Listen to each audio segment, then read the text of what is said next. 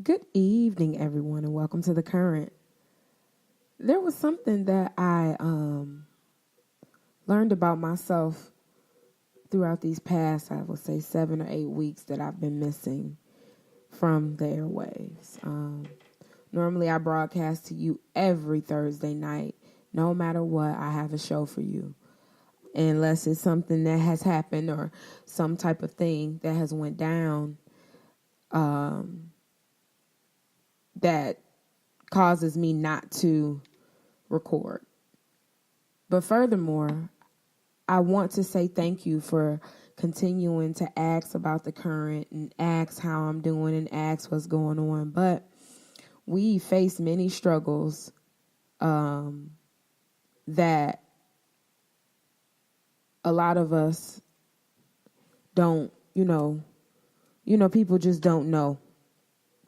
And they don't think about or care to listen or anything like that. And I'm coming to you.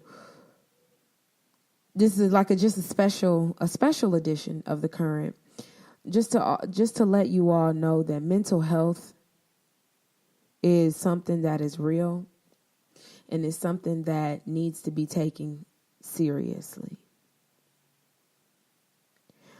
I went through a bout of depression in my life right before, right around September. And I'm just starting to feel myself be myself again. Now, with that being said,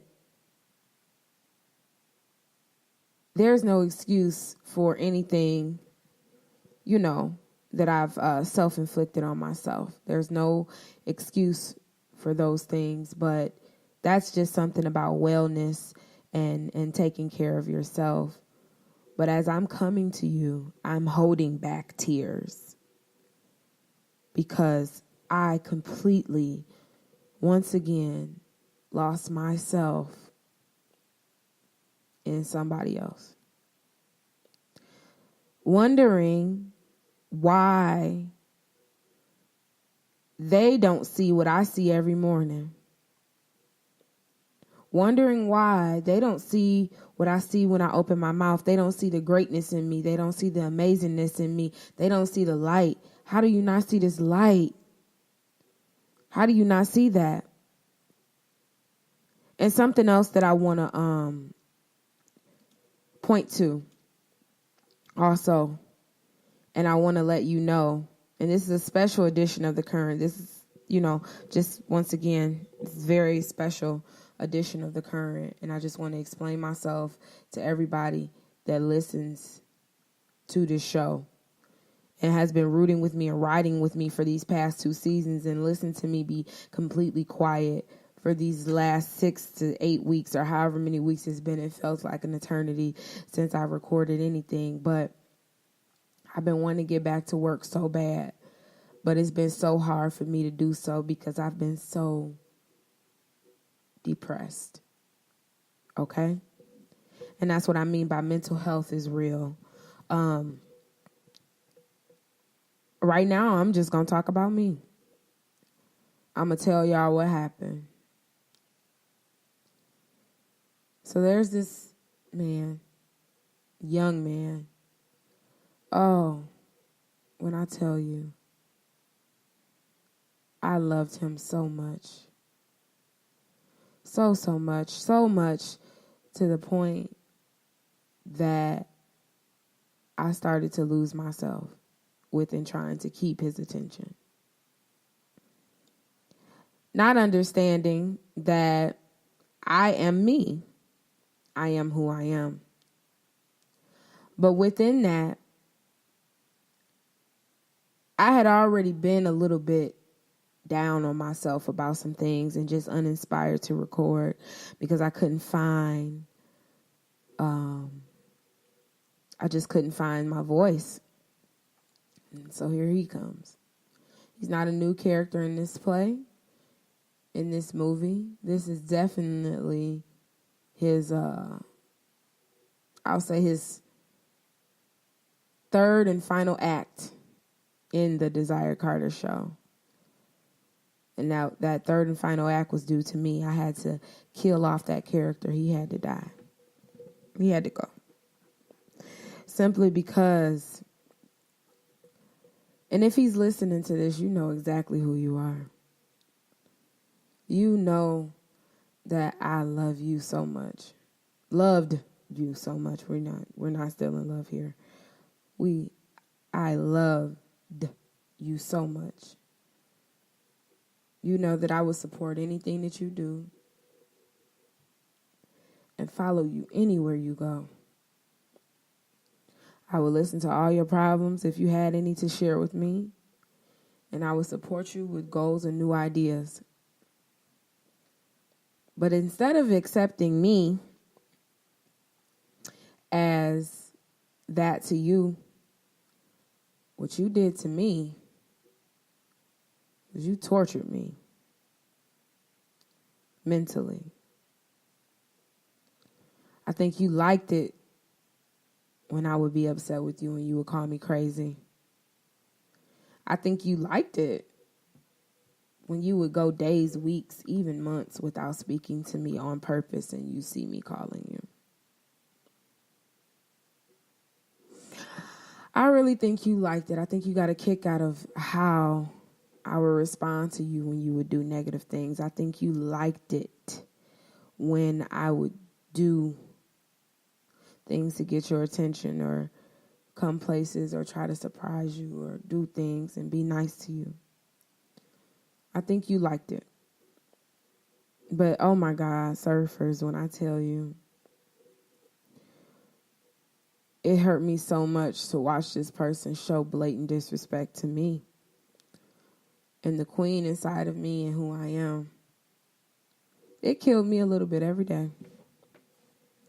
Every day. Imagine you sharing every happy moment with this person. Every loving thought, everything, I love yous. Oh, and when you together, it's like heaven. You just lay there and you just be intertwined with each other and just in love. But as soon as you leave their presence, it's almost like cutting the umbilical cord. And you can never get it reconnected. Ever get it reconnected. And even if you try to get it reconnected, that person keeps it disconnected. And they treat you like gum on the bottom of your shoe, on their shoe, when you've done nothing wrong.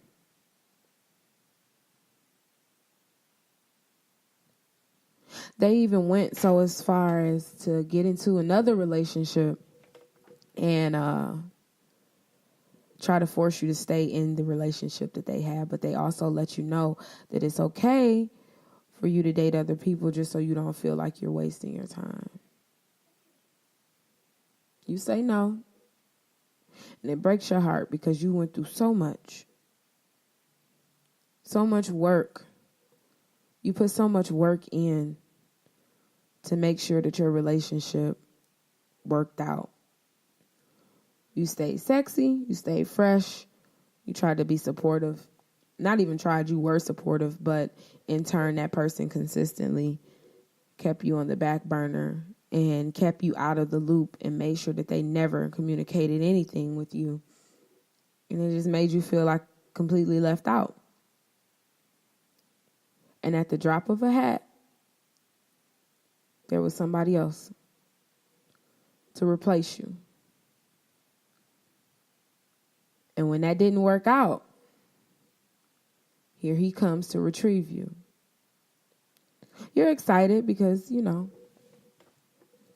wanted it not to work out. You harassed that man for months because he let you. It stroked his ego. He loved it. Every day of you bouting.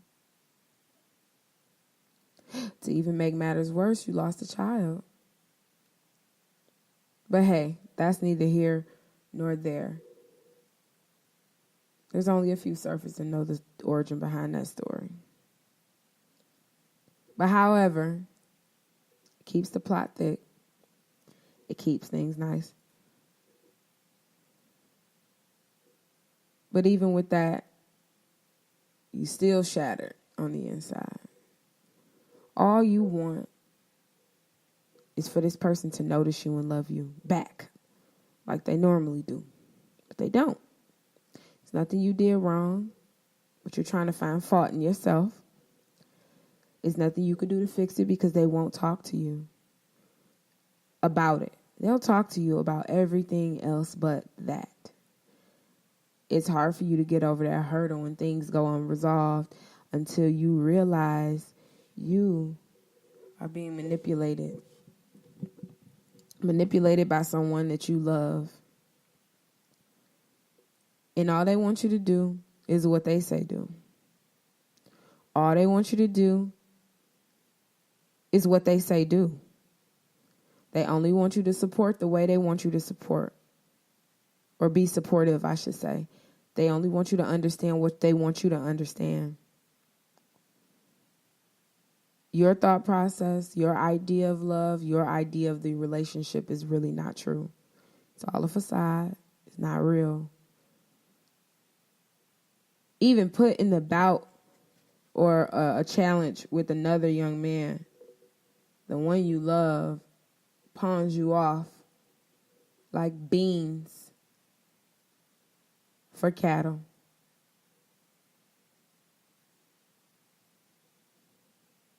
And then when you find it out, you keep a high head. You say, well, whatever, however, whatever.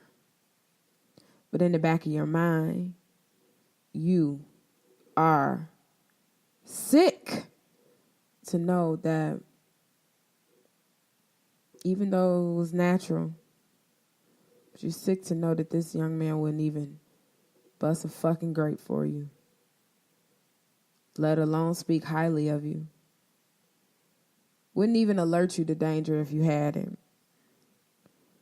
You don't even know what's going on. But however, you still stick in there.